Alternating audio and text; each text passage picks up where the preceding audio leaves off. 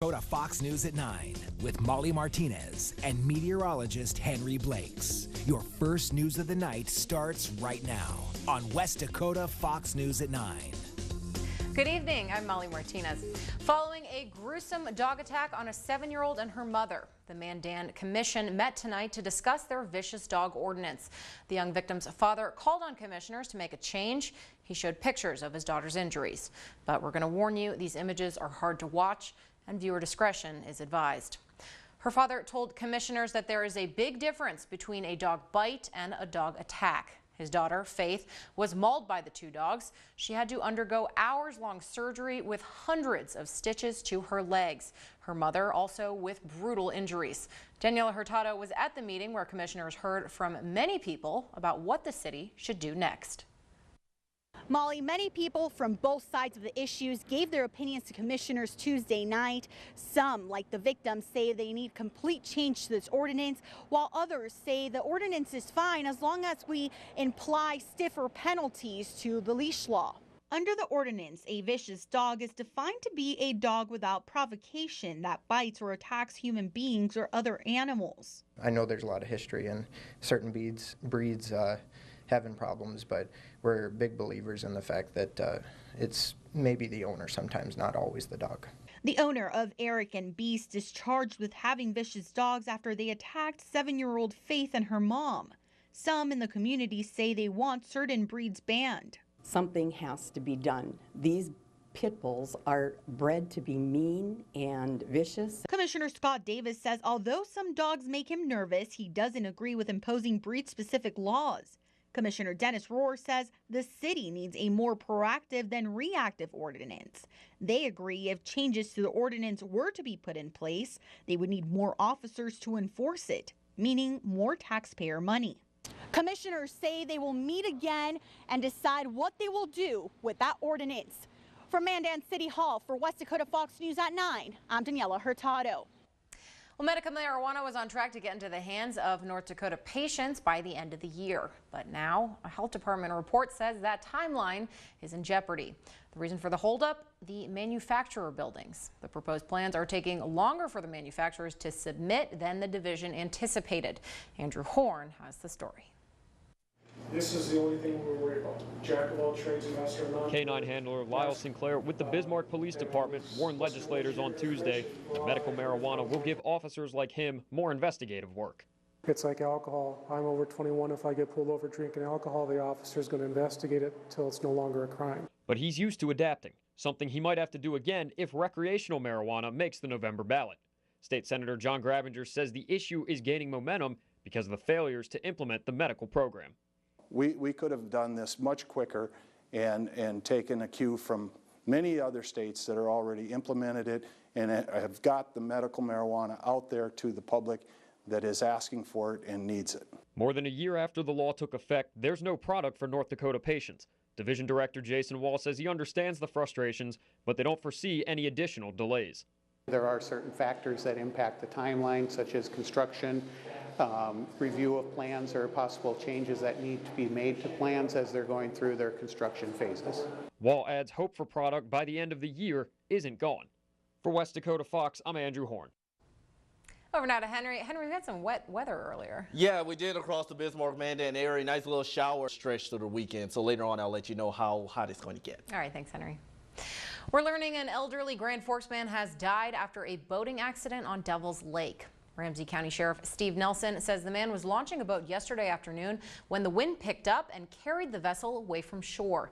The man jumped in to try and retrieve the boat, but ended up going under. A bystander managed to pull the man back to shore, but by then it was too late.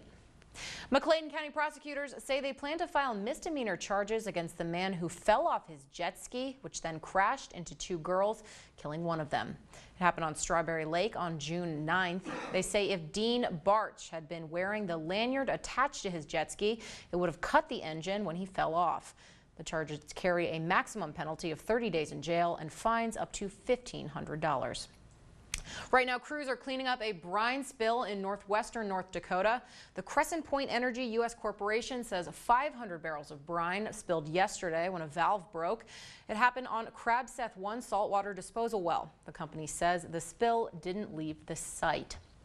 State Democrat legislators are asking the Attorney General Wayne Stenjem to drop North Dakota from a lawsuit challenging the Affordable Care Act.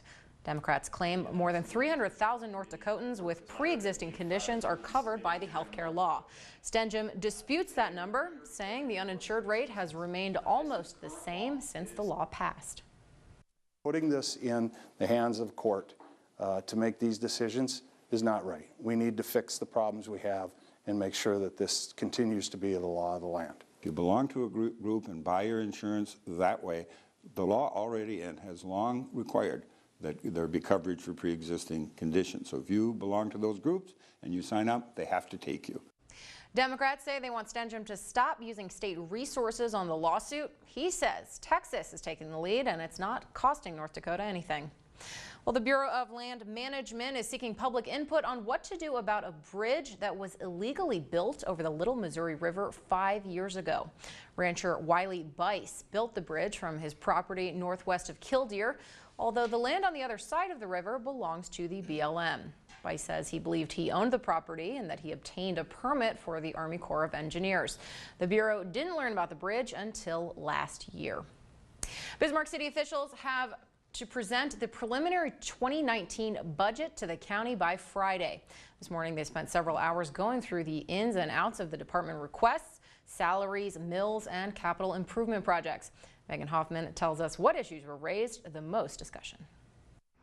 The first item on the table caused the most disagreement. While commissioners agreed to a 1.8% increase in base salary across the board, it took several attempts before approving a 1% incentive-based raise. And that is one place that I think when you balance out the benefit package, it does make us incredibly competitive out in the workplace. So that is one place I would have liked to have seen that reined in a little bit. It's still not as high as I'd like to see it, but you know, it's not very often you get exactly what you want at the table, so I think it's an all right compromise. While looking at capital improvement projects, Guy asked for funding to replace the HVAC system at the library. It was installed in 1988 and parts aren't even made for it anymore. And we've been working on it for at least the past 5 years. I think they were also looking at it even prior to that. So it's just wonderful that we're finally able to do this. Dehumidifiers are also required in the room housing rare books because officials are worried about getting mold on the pages of the novels. The commission approved $800,000 for the project, and the library will contribute about $200,000 if necessary. For West Dakota Fox News at 9, I'm Megan Hoffman. Real estate prices are on the rise, particularly in rural areas. That's proving to be a real struggle for families looking for affordable housing. But the North Dakota Housing Finance Agency's Construction Loan Guarantee Program could help. In communities of 35,000 or fewer, the program can now guarantee building loans for more houses than at a time, which means contractors working with local lenders can take advantage of cost-saving measures by building multiple homes in one location at a time. To find out more or to apply, you can go to ndhfa.org. Well, it's back to school shopping, and it's an event, and it's free. The 7th annual Youth Works clothing giveaway takes place Thursday at Bismarck High at the school gym. It's packed full of boxes and bags of trendy clothes for children and families. Those who can't afford to buy brand name clothing have a chance to boost their self-esteem. It raises their dignity, it raises their self-worth, and ultimately people judge us and sometimes bully us based off of what we wear, and it's so unfortunate in our society, but for us to try to prevent that from happening is so important. The clothing giveaway runs Thursday evening from 6 to 8. Well, now that it's back to school month, Bismarck swimming pools are closing, and they're closing for good. The Wachter Aquatic Complex closes at 7 p.m. on Friday. The Elks Aquatic Center will close Sunday at 7, and the Hillside Aquatic Complex will close August 19th at 7. School resumes on August 23rd. The fires in Northern California are still burning out of control, but firefighters say there's a light at the end of the tunnel. Fox News Chief Correspondent Jonathan Hunt has more from Los Angeles.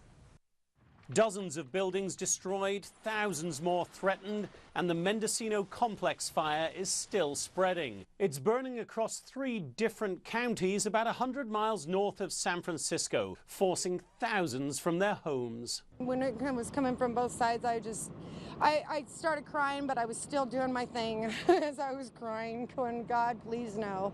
Officials say it will be at least another week before the fire is fully contained. It's now roughly the size of Los Angeles, 450 square miles, being fueled by high winds and hot, dry weather from a high-pressure system that settled over the area yesterday. Folks throughout the region are thanking firefighters for their hard work, but many evacuees are returning to little more than ashes. What can you say? It makes you sick to your stomach. Everything they've worked for all their life, gone in a heartbeat. Some 14,000 firefighters now deployed throughout the state, working around the clock to save homes and businesses. A major concern at this point, new spot fires that could spread into populated areas, stretching resources even further for crews on the ground. Every ember lights a spot fire. It's a 100% probability of ignition. So that's creating huge issues for us, because if you get 100 embers that land in a particular area, they all start a fire. In addition to Mendocino, crews are trying to contain at least 16 other large wildfires burning across California. In Los Angeles, Jonathan Hunt, Fox News. Pictures taken from an orbiting satellite show the massive scope of these historic fires torching California. Satellite images from NOAA and the European Space Agency capture the large landmass left charred by flames. You can see the huge billowing smoke from space. They expect flames eventually equaling the size of Los Angeles and potentially Manhattan as well. Around the world, a second victim has been found in the massive landslides in the Italian Alps. Tragedy struck the popular tourist site on Monday night when a landslide swept away several cars. A couple trapped in one of those vehicles was killed. The woman's body was recovered earlier today, one day after her 71-year-old husband's body was found. The landslide has stranded about 200 people near the Ferret Valley at the foot of Mont Blanc. Well, it's a race against time as rescue crews look for survivors of a powerful earthquake that struck Indonesia. Drone footage shows the devastation from the 7.0 earthquake that leveled thousands of buildings and homes on the Indonesian island of Lombok. Rescue crews are seen digging through piles of bricks and debris looking for signs of life. Indonesia's disaster agency says one man was pulled out alive from a large mosque flattened by the quake. Dozens of worshippers are believed to be buried or trapped in that rubble. The powerful quake hit Sunday, killing at least 105 people, with another 200 seriously hurt. All right, let's send it over now to Henry for a look at our weather around the region. Yeah, it's going to be pretty hot. The showers that push through the Bismarck-Mandan area. The kids got to eat, and that philosophy has created some unmanageable debt for Bismarck Public Schools. Every year, the district's lunch bill grows, now reaching $2,300. Education reporter Cynthia McLaughlin found out how one Bismarck resident is chipping in. And so with our event this coming Saturday, we have raised roughly $3,100 to $3,500. Just using Facebook, Philip Schultz has raised lots of money for the BPS unpaid lunch bill. It's called Feed the Youth. I had no idea that this page was going to go anywhere or that this cause would be so wildly accepted. Our initial goal was actually only $2,500, and then that was broken through within, I think, about a week. Bismarck schools will match payments with the money Feed the Youth raises. Put a bite in this debt now and hopefully form a more long-term solution afterwards. Even in the summer, Bismarck schools team up with United Way to provide free lunches every weekday. Even though they can't afford to pay for their food, that they're going to still get fed every day. The debt goes back years, but community members are opening their wallets to help out. It really made me realize that people want to help, they just don't know how, more or less. More than 1,000 students will attend Simley Middle School this year. Today, they got a chance to check out the building, pick up their class schedules, and figure out their locker combinations. No easy feat. The principal says the student orientation dispels myths and relieves jitters and provides an opportunity to connect. It all comes down to relationships, whether it's relationships with students, with parents, with administration, teachers, and staff. If we get started on the right foot with relationships, we can do great things. There's an open house on August 20th for students and parents to meet the teachers. Speaking of schools, State Superintendent Kristen Baszler wants your input on improving school safety. So she and the Department of Public Instruction are holding a listening session across the state. Those in Bismarck can attend the forum on Tuesday, August 14th at Horizon Middle School. There's one at Dickinson High School on August 22nd, Williston High School on August 23rd, and Rugby High on August 30th. The sessions run from 5:30 to 7. In health news, Lyme disease isn't just a disease in the Northeast. In fact, people in all 50 states and the District of Columbia have tested positive for Lyme. The tick-borne illness can cause a wide variety of symptoms, including joint aches, fatigue, facial palsy, and neck stiffness. This news comes from a report from a clinical laboratory, Quest Diagnostics, which analyzed the results of about 6 million blood tests. Doctors had ordered the test to diagnose Lyme disease in their patients. The report found that Pennsylvania had the most cases, with 10,000 a year. Connecticut, Maine, Massachusetts, New Hampshire, and Rhode Island and Vermont also had them, but also North Dakota had them too. Henry, hopefully these very hot temperatures will keep people inside and away from ticks. Yeah, hopefully inside and cool and under the air conditioner. But if you're going to be outside, be sure to keep cool and drink plenty of fluids, especially water and sports drink. Temperatures in the morning are going to be in the 60s as we start out.